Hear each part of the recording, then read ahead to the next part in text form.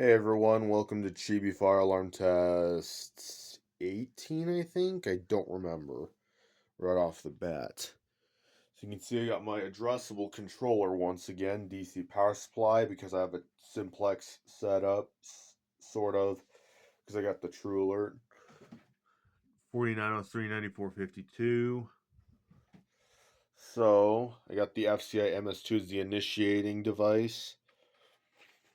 So, this is, if you have epilepsy, do not watch this. This is doing code 3. Here we go. Huh. What the heck happened here? Hang on, I gotta try this again. There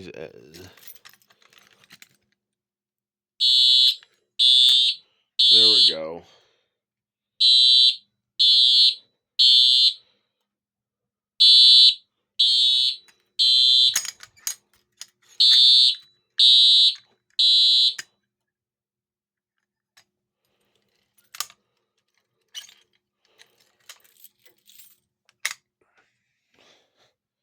Alright, I hope you enjoyed that. Thank you for watching.